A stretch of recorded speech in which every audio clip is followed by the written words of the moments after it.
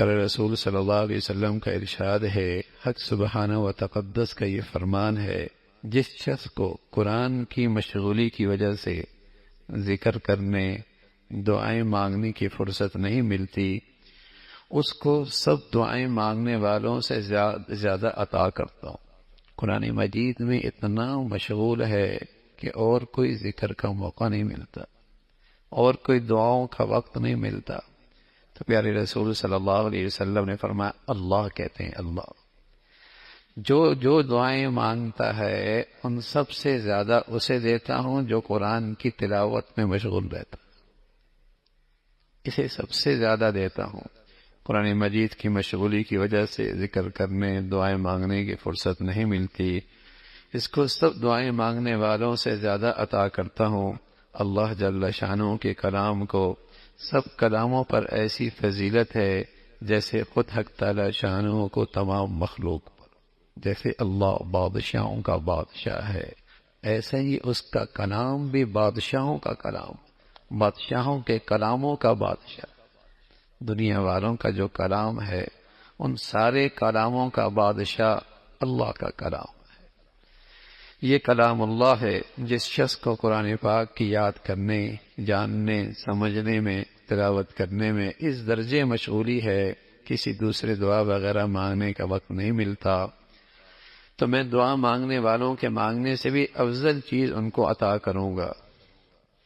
عقبہ ابن عامر فرماتے ہیں، پیارے رسول صلی اللہ علیہ وسلم تشریف لائے، ہم لوگ صفہ میں بیٹھے تھے۔ صفہ ایک درسگاہ تھی جہاں تعلیم و تعلم کا ماحول ہوتا تھا، لوگ پڑھاتے تھے، پڑھتے تھے۔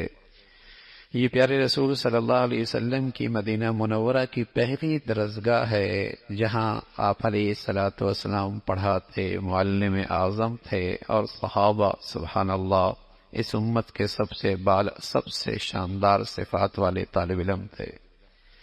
تو یہ آپ کی پہلی درسگاہ، جو آج کے معنی میں پہلا مدرس تھا، پہلی درسگاہ تھی، وہاں آپ تشریف لائے۔ پھر آپ علیہ الصلوۃ والسلام نے فرمایا، تم میں سے کون شخص ہے جو اس کو پسند کرتا ہے کہ سویرے سویرے بازار بطحا یا عقیق میں جاوے اور 2 اونٹنیاں عمدہ سے عمدہ بلا کسی گناہ کے اور قطع رحمی کے پکڑ لاوے۔ صحابہ نے عرض کیا، یا رسول اللہ، اس کو تو ہم میں سے ہر شخص پسند کرے گا۔ 2 بازاروں کا نام لیا، اور جہاں اونٹنیاں ہوتی تھیں اور بڑیا اونٹنیاں، تو پیارے رسول صلی اللہ علیہ وسلم کوئی وہاں سے 2 اونٹنیاں لے آئے، قیمتی، شاندار، بڑیا، بغیر کسی گناہ اور زیادتی اور ناانصافی کے وہ 2 اونٹنیاں اسے مل جائیں، کیسا لگے گا؟ تو صحابہ رضوان اللہ علیہم اجمعین نے عرض کیا، یا رسول اللہ، اس کو تو ہم میں سے ہر شخص پسند کرے گا، بڑی قیمتی چیز ہاتھ آئی ہے۔ پیارے رسول صلی اللہ علیہ وسلم نے فرمایا کہ مسجد میں جا کر 2 آیتوں کا پڑھنا، مسجد میں جا کر 2 آیتوں کا پڑھنا، پڑھا دینا 2 اونٹنیوں اور 3 آیات کا 3 اونٹنیوں، تو اسی طرح 4 کا 4 سے افضل ہے، اس کے برابر اونٹنیوں سے افضل ہے۔ کوئی 10 آیتیں پڑھ رہا ہے، کوئی 20 آیتیں پڑھ رہا ہے، کوئی 100 آیتیں پڑھ رہا ہے، کوئی 200 آیتیں پڑھ رہا ہے، اور کوئی 2 سپارے پڑھ رہا ہے، کوئی 3 سپارے پڑھ رہا ہے۔ بتاؤ کتنی آیتوں کی تلاوت کی ہے؟ اللہ کے حبیب صلی اللہ علیہ وسلم فرمانے لگے، جتنی آیات پڑھ رہا ہے اتنے ہی اس کو اونٹنیوں سے بالا تر اجر و ثواب مل رہا ہے۔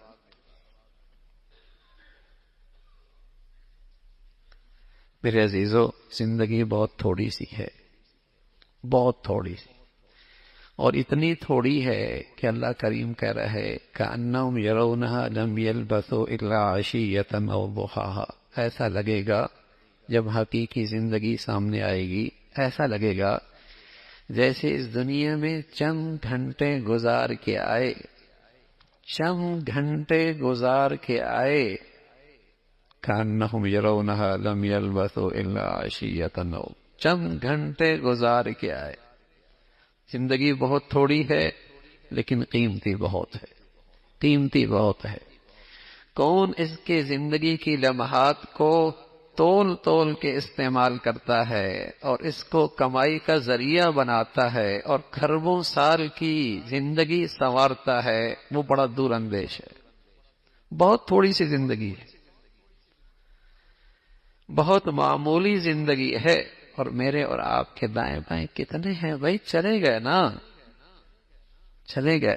میں ایسا تھا، میں ویسا تھا، میاں کل پتہ چلے گا تم کیسے تھے۔ حضرت عمر فرمایا کرتے رضی اللہ تعالیٰ عنہ، لوگ کہتے ہیں فلاں چلا گیا، فلاں چلا گیا، فلاں چلے گا، ایک دن دنیا کہے گی عمر بھی چلے گئے۔ ہم بھی کہتے ہیں فلاں چلا گیا، فلاں چلا گیا، فلاں چلا گیا، کل دنیا ہمارے بارے میں بھی کہے گی یہ بھی چلا گیا، اور ایک وقت آئے گا کہ زبان پہ اس کے تذکرے بھی مٹ جائیں گے۔ یہ تو حقیقت ہے اس دنیا کی۔ تو لیکن یہ اللہ نے دی کیوں ہے؟ یہ دی کیوں ہے؟ اس کھربوں سال کی زندگی کو سنوارنے کے لیے۔